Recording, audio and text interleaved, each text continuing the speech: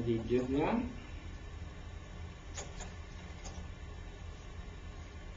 Alors, Degas se trouve à donner l'exemple à Toulouse-Lautrec de saisir la femme dans son quotidien. Est-ce qu'il n'y a pas, on pourrait peut-être parler de misogynie, je ne sais pas, mais une chose qui est certaine, c'est que ce n'est pas une femme idéalisée, ce n'est ni une Vénus ni une Sainte Vierge, et c'est une femme dans son top, dans sa toilette. Les Degas nous amènent dans le monde de la danse, dans le monde de l'opéra, comme fera Toulouse-Lautrec, qui va nous amener, mais dans la danse moins classique, qui va nous amener dans la danse, le cancan, la danse des cafés-concerts. Un très beau Degas, c'est une scène de bar, l'absinthe, la fameuse fée verte dont Zola parlera dans son roman L'Assommoir. Un haut lieu des gaietés parisiennes de l'époque, les Folies Bergères. Alors Manet en a fait un tableau fameux, un bar aux Folies Bergères. J'attire votre attention sur le pinceau très vivant qui nous a donné ces bouteilles-là. J'attire votre attention sur un Renoir, et ça semble ne pas avoir un rapport immédiat, mais on verra bien. Les compositions de Degas désobéissent à la perspective classique parce que les artistes se sont intéressés aux estampes japonaises. Lesquelles estampes japonaises sont venues jusqu'à eux, à ces artistes parisiens-là, parce qu'elles servaient de fourrage dans les boîtes d'expédition de porcelaine. C'était du déchet pour les expéditeurs. Et les artistes se sont intéressés à ces estampes-là, et le Japon est à la mode. Alors, vous voyez ici, dans ce beau Renoir, un éventail japonais. Vous voyez une affiche de Toulouse-Lautrec qui joue sur on a vu tout à l'heure la fosse d'orchestre de Degas, qui joue sur des effets de balancement, de contre-butement, si on veut, de la perspective, et c'est une affiche pour un lieu qui, le Japon est à la mode, le divan japonais. On se souvient d'avoir vu Toulouse en Shogun. Alors, les élèves de l'atelier de Bonnat se moquent du maître avec une petite chanson. Bonnat, tu peins très bien la redingote, chacun sait ça, chacun sait ça. Tu la détaches, couleur de botte, sur fond caca, sur fond caca. Alors, ça se moque de la dominance du brun obscur dans la peinture académique. Sisley nous donne un exemple d'un parti pris de peinture claire qui va à l'encontre de ça. Il n'y a pas une goutte de noir là-dedans. Même les barques sont bleues, plutôt bleu foncé plutôt que noir. Finalement, insatisfait de la rigueur académique de Bonnat, Toulouse-Lautrec va changer d'atelier.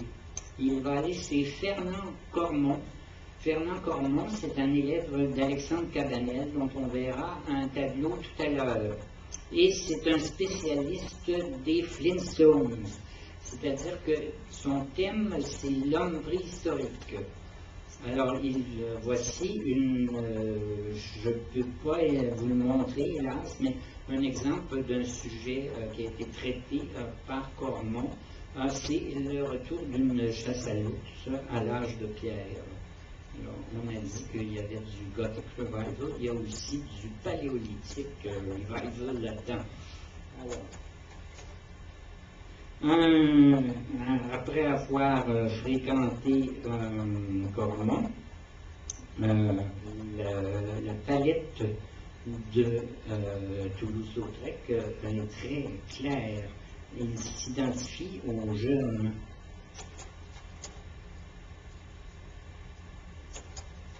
On se souvient du cheval gazelle. Maintenant, Guy va nous lire un texte de Jules Néret au sujet de l'autoportrait de Toulouse-Lautrec que vous avez à l'écran.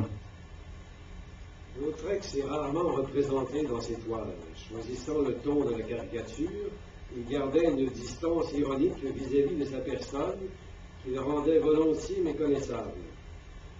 L'autoportrait devant une glace est le seul autoportrait qu'il ait peint, et pourtant, ici aussi, il voile son visage d'une ombre et dissimule ses traits. De plus, le reflet du miroir gêne le spectateur qui ne peut véritablement saisir son regard. Enfin, les objets disposés au premier plan créent eux aussi une barrière. L'anomalie congénitale qui affligeait l'artiste et les deux accidents consécutifs en 1878 et 1879 avaient entravé sa croissance. Seul le torse se développa normalement, tandis que les jambes restèrent toujours à profit. Dans son autoportrait, le peintre ne livre au spectateur ni son infirmité, ni la laideur de son visage dont il souffrait depuis l'âge de la puberté. Alors, c'est sûr qu'on n'a pas besoin de se tordre la cervelle pour comprendre que le flou de la représentation dans un autoportrait, c'est aussi un flou en termes d'identité. Alors, c'est un portrait de la comtesse de Toulouse au jardin et c'est très clair dans le traitement que c'est influencé par la rapidité d'exécution que valorisent les impressionnistes. On a un autre portrait de la comtesse de Toulouse-Lautrec. Et je vous montre, on passe du profil de la mère de Toulouse-Lautrec dans un tableau à son visage qu'on peut reconnaître dans une photo qui est beaucoup plus tardive. C'est Toulouse-Lautrec, on voit ses petites jambes, la photo est instructive pour ce détail-là. C'est au jardin dans le château de Malroney qui appartenait à sa mère qui a été aussitôt après la naissance du frère de Toulouse-Lautrec. Son père et sa mère vont se séparer.